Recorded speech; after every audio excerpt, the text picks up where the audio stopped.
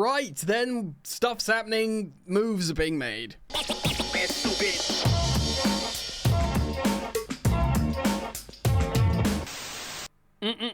We were told not too long ago that it will be an incredibly busy transfer window for the swanky Southwest London Cockneys known as Chelsea Football Club, and two more exits have happened, one official and one pretty much done as well.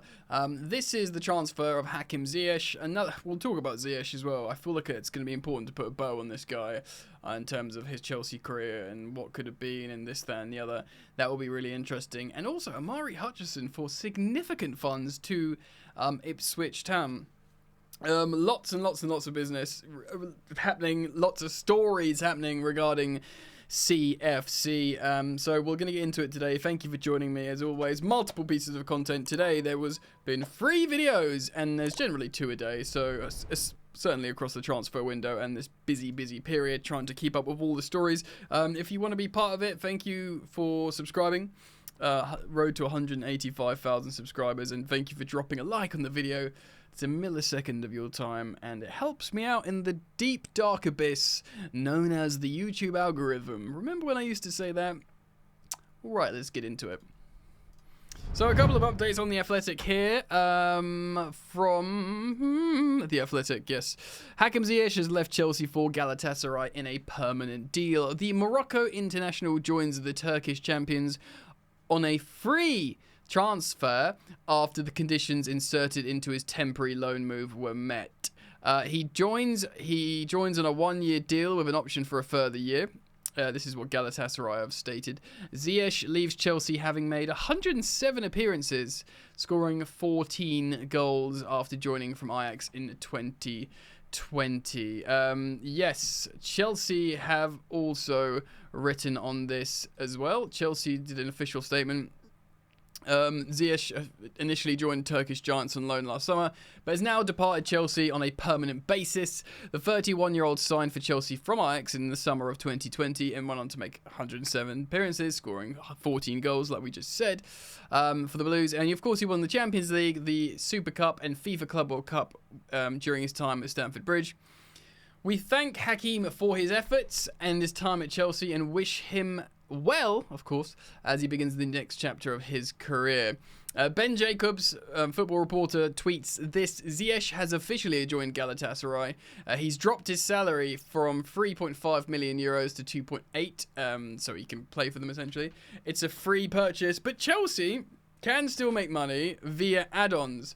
So despite him having 12 months left on this deal, because he has significant wages and he's not part of the Chelsea plan, I was certain we were going to rip up his contract or just let him go on a free. I feel like there's a chance for Kepa as well to do the same. We might talk a little bit about him in a moment. But yeah, it's good that he went, that we absolved of his wages. His book value will be nothing now anyway. And it's interesting to hear that we can still generate some revenue should he meet add-ons. I guess it's like, you know, doing a certain, reaching a certain stage in the Champions League. If he scores a certain amount of goals, if they win the league, we might get like £1 million bonus. It would be very nominal, one would assume, but interesting. Now, just a few words on Ziyech. I want to say,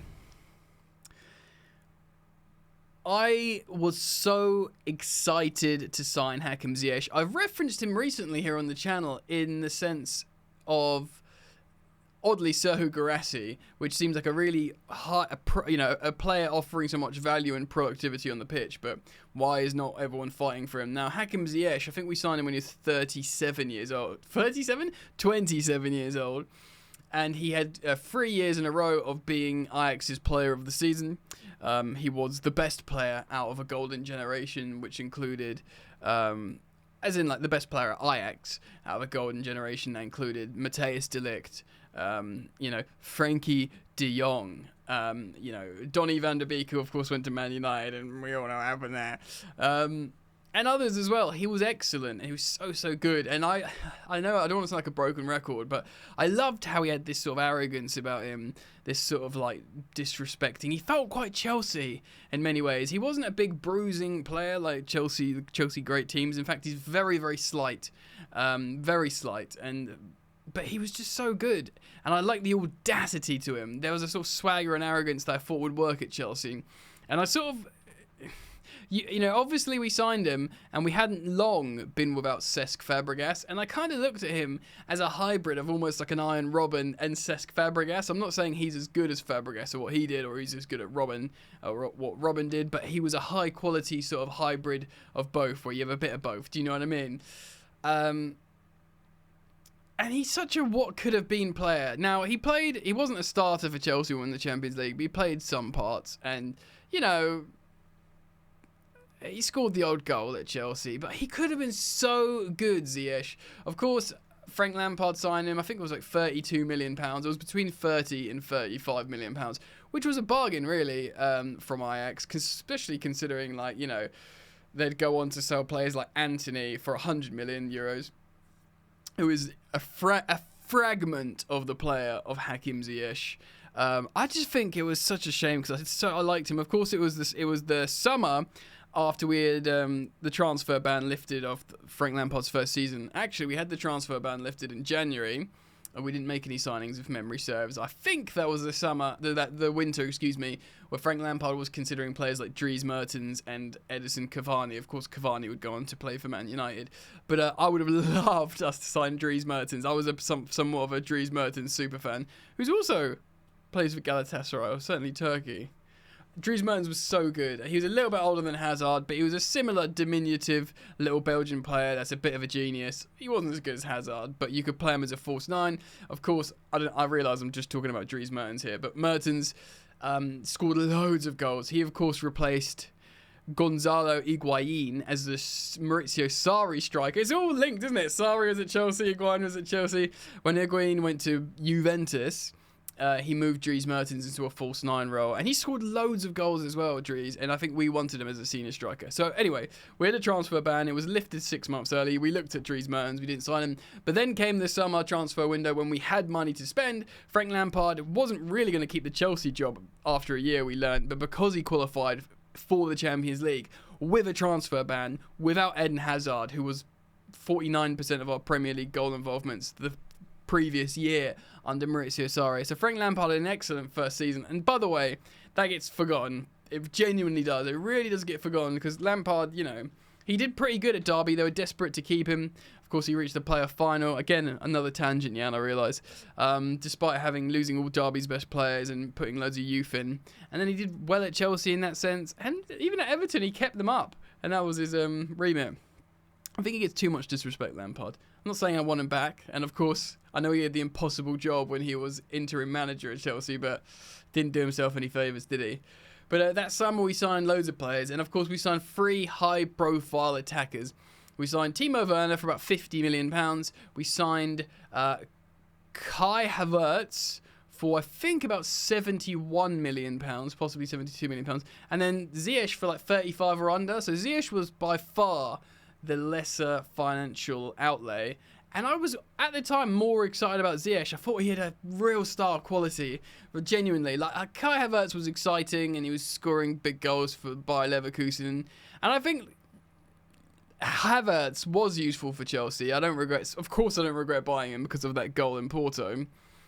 And we made our money back from Arsenal, and actually, in terms of his book value, he had about £27 million left on book value. We sold him for 68 to Arsenal, so it was good. Havertz would represented good business regardless. But I was most excited about Ziyech. I just really liked him as a player, and he would go on to be the least valuable in that Champions League success. Of course, Timo Werner and Havertz were starters. Mason Mount completed the front three, so it's a shame. I do think it's a what if kind of player. I wonder, I just wonder if he would have had the work rate to be the best teams. I wonder what would happen if Ziyech did get picked up by I don't know if he would have worked at Bayern Munich, but if he got picked up by a Clasico team like Real Madrid or Barcelona, I think he would have had the persona for Real Madrid, and he would have had these Hollywood moments. But I wonder if in another life you'd see him. If he made, at these top teams, or even just working in Chelsea. But yeah, I do think he deserves these words, Ziyech, because I was so excited. I was doing YouTube back then, of course. In fact, when we were signing Hakim Ziyech, I was popping off at the time. I was getting loads of views. I was so excited, and we're looking at his stats.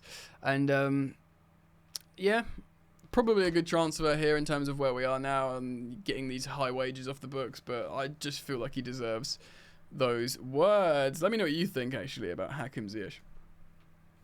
Right, 1 player out, 2 player out, Omari Hutchinson, 2.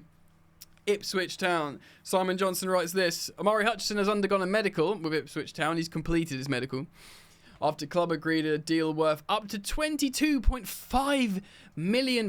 This would be Ipswich Town's record signing for the young Chelsea winger. The fee is set to be an initial 20 with 2.5 in add-ons and would include a sell-on clause, making it a club record transfer for Ipswich for the Chelsea youngster. Sell-on clause as well, which is sensible business from Chelsea, because if he does become that good, which one imagine he will, he's not going to stay at Ipswich, and if he goes for big money, Chelsea make money. Subject to him completing a medical, he has completed the medical now, it's been confirmed. Arsenal will receive a percentage of this due to a sell-on clause inserted to the deal when Hutchinson moved from North London. So I just want to, I looked here. He went from Arsenal to Chelsea, but I was trying to look at a fee because I couldn't see a fee. I thought he might have come on to Chelsea on a free transfer, and maybe there was some compensation. I'm just going to look on Transfermarkt now. It says his value is worth €7 million on Transfermarkt, which is about, what, £5.5 million, but we've just sold him for £22 million. Yeah, which is, you know, possibly the value. So I'm looking at his transfer history here. So, yeah, Arsenal under 21s to Chelsea under 21s. There's no fee here. There's no fee here. A loan fee, apparently. €7 million loan fee to Ipswich. Oh no, €1 million. I don't know where this 7 million is coming from. Anyway, point being, I can't see a fee here listed from the Arsenal Academy to Chelsea. So I wonder if there was very little to nothing and it's just compensation, and then Chelsea are making 22 million quid in him. If you do know, feel free to correct me and comment down below, because I literally don't know here and I'm speculating. But regardless, it seems this has been a immense money-making exercise for Chelsea in a position where, of course, they're flush with young talent as well, not just old guys that can play in that position. Loads of young players that in a same profile as Omari, so making money on him seems like a real good move. Of course, the 20-year-old impressed on a season-long loan at Portman Road in last campaign, scoring 11 goals, and he obviously helped Kieran McKenna's side secure automatic promotion after a 22-year absence. I'm actually really excited to see Ipswich back in the Prem. The Athletic reported earlier this month that Ipswich had inquired about a fee for Hutchinson, who is also attracting interest from Premier League clubs and across Europe. Really, really good. Stuttgart, Ajax, and Feyenoord were all keen on Hutchinson. I mean, Stuttgart and Ajax. Stuttgart finished second in the Bayernliga. It might as well be called the frickin' Bayernliga. The Bundesliga, and they finished ahead of Bayern, Stuttgart, so huge interest. But the lure of playing under Kieran McKenna again at Ipswich again gave them an advantage. Ipswich, yeah, he played really well. First season in men's football. Kieran McKenna understands him. Of course, we know Kieran McKenna likes Omari. There's a famous viral video clip of him on stage being asked what he wants for his birthday, and he said Omari Hutchinson. And of course, he's nailed his colours to the Ipswich mast, signing a long-term deal, and he's a really, really high-paid manager now. So of course, Hutchinson first joined Chelsea as a 4-year-old in 2008. Yes, I did hear he was at Chelsea before. He left, of course, the Charlton Athletics youth system, and then he spent 7 years at Arsenal. He rejoined Chelsea in the summer of 2022 and made a senior debut against Man City in the Premier League in January 2023 as a second-half substitute. Again, it doesn't say a fee here. It doesn't say a fee, but I feel like it was a nominal fee. But yeah, he's going back to Ipswich, and their current record transfer is £4.5 million, and they are beating that by 5 times. Granted, they haven't been in the Premier League for a very long time, and the money of just being in the Premier League now is significant. So of course, inflation or it would scale up, you know. But yeah, incredible scene. So he's completed his medical and he's moving there. And that represents 2 more completed transfers for Chelsea Football Club. Yeah, I mean, maybe, so, you know, Omari, people will have their own thoughts on. He would have had loads of believers at Chelsea because he's a super talent, but let's be real. Paez, Gustavo, Noni, Palmer, we're so stocked for that kind of player.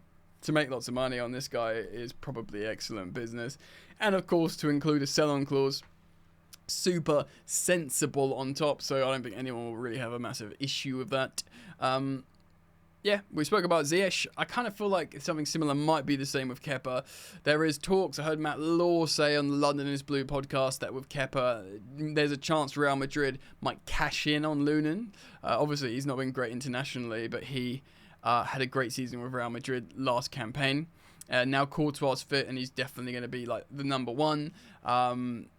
They feel like Kepa can be the number 2 again. You know, obviously he was the number 2 to Lunin last season, but he can be the number 2 to Courtois. And there's talk maybe they'll loan him again just to take him off Chelsea's hands. Kepa would jump at that to stay in Spain and, you know, stay at Madrid and stuff like that. And Madrid might see an opportunity to sell their second choice goalkeeper for a bit of money.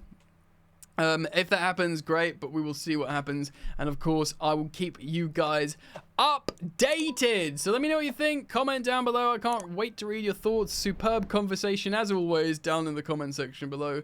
And yes, keep it locked, because I will, of course, keep you posted. All right then, see you shortly. Peace.